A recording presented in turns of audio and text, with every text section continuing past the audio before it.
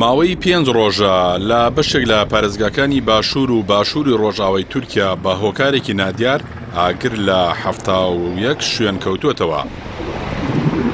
مەترسی و گەورەی ئاگرەکە حکوومەتی ئەو وڵاتەی خستوتە حاڵەتی نائاساییەوە.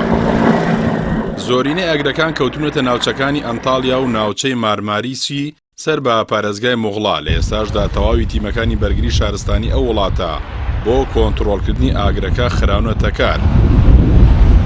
بە پێی زانیاریەکان لە ڕێگەی زیاتر لە 4000 کارمەندی ئاگرکوژێنەوە و بە پشتیوانی هیلیکۆپتەر و فڕۆکەی تایبەت لە هەوڵدان بۆ کۆنتڕۆڵکردنی ئاگرەکە.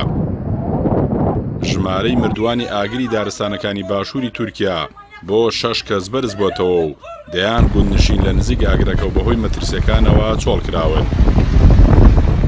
ڕەجەب تەیب ئەردۆغان سەرۆکۆماری تورکیا ڕایگەیاند تیمەکانی بەرگری شارستانی لە 1140 خاڵدا هەوڵەکانیان چڕ کردوتەوە بۆ کوژاندنەوەی ئاگری دارستانەکان.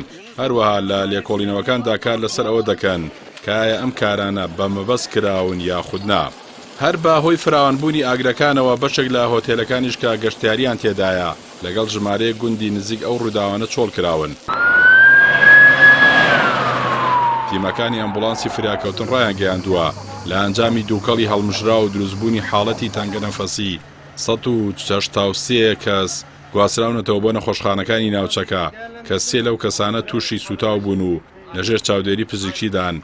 لە ئێستاشدا ژمارەی ئەو کەسانی مردوون گەیشتووە تا 6 کەس. وەزیری کشتوکاڵ و دارستانەکانی تورکیا دەڵێت کوژانەوەی ئاگری دارستانەکان لە ڕێگای 3 فڕۆکە و 38 کۆپتەر و 9 کۆپتەری درۆن و 680 ئاوپڕژێنەوە ئەوە جگە لە بەشداریکردنی 4000 پیاوی ئاگرکوژێنەوە. وا بڕیاریشە ئازەربایجانیش فڕۆکەیەکی گەورەی ئاگرکوژێنەوە بۆ بەشداریکردن لە هەوڵەکانی کوژانەوەی ئاگری دارستانەکانی تورکیا ڕەوانە بکات. بە گوێرەی میدیاکانی تورکیا ئاگرەکان لە 71 هەرێمی ئەو وڵاتە کەوتونەتەوە کە دەکەونە کەناراوەکانی دەریای ئیجە و دەریای سپی ناوەڕاست وەک ئەنتالیا، ئادانا، قەیسەری، کۆتاهیە، میرسن، مۆغڵا و عوسمانیە. ئێستاش هۆکاری ئاگرکەوتنەوەکە نازانرێت، بەڵام چالاکانی تورک لە تۆڕە کۆمەڵایەتەکان دەڵێن دەستێک لە پشت ئاگرکەوتنەوەکەوەیە. لەو بارەیەوە ڕۆژنامەی سۆجووی تورکی باسی لەوە کردووە ئەو 5 فڕۆکە بەڕمایەی وەزیری کشتوکاڵی تورکیا باسی دەکات کە بۆ کوژانەوەی ئاگری دارستەکان بەکار دەهێنرێت بۆ ماوەی 153 ڕۆژ لە رووسیا بەکرێ گیراون. ئەردۆغان لە پەیوەندیکی تەلەفۆنیدا سوپاسی ڤلادیمیر پۆتینی کرد بۆ دابینکردنی ئەو 5 فڕۆکە ئاگرکوژێنەوەی و هەروەها 3 کۆپتەری دیکە بۆ کوژانەوەی ئاگری دارستانەکانی تورکیا لەلایەن مۆسکۆ ڕەوانە کرابوون.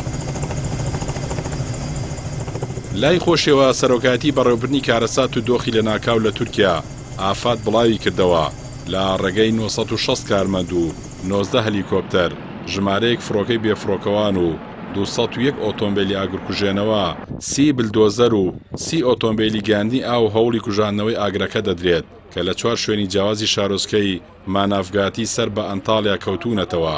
ئەو خانووڤێلانەی کە لە دارستانەکانەوە نزیکن چۆڵ کراون. دوابەدوای کەوتنەوەی ئاگرەکەش هەرێک لە رووسیا و ئۆکرانیا و ئازەربایجان ئامادەی بە دەمەوچوونیان بۆ تورکیا دەربڕی و ڕەجەب تەیب ئەردۆغان سەرۆکۆماری تورکیاش ڕایگەیان لە دوای گەیشتنی فڕۆکەکە دەگەڕێنەوە بۆ دۆخی پێشووتر. دوابەدوای کەوتنەوەی ئاگرەکەش هەرێک لە رووسیا، ئۆکرانیا و ئازەربایجان ئامادەی بە دەمەوچوونیان بۆ تورکیا دەربڕی و ڕەجەب تەیب ئەردۆغان سەرۆکۆماری تورکیاش ڕایگەیان لە دوای گەیشتنی فڕۆکەکان دەگەڕێنەوە بۆ دۆخی پێشووتر. بەوتەی چاودێران و شارەزانی بواری کەژناسی خێرایی بای بەهێز و بەردەوام بە هۆکاری بەردەوامی ئاگرەکەدا دەنرێت. هەروەها بەرزبوونەوەی پلەکانی گەرما لە وەرزی هاویندا هۆکاری سەرەکی کەوتنەوەی زۆرینەی ئاگرەکانی وڵاتی تورکیا.